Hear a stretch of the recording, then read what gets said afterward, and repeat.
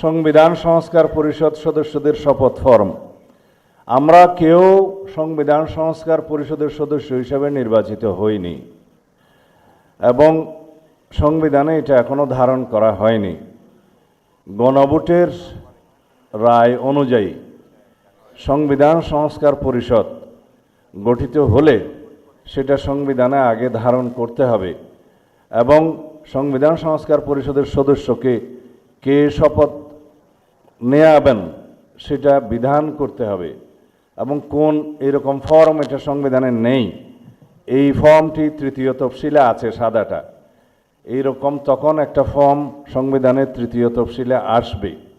সেগুলো সাংবিধানিকভাবে জাতীয় সংসদে গৃহীত হওয়ার পরে তখন জাতীয় সংবিধান সংস্কার পরিষদের সদস্যদের শপথ নেয়ার বিধান করা যাবে।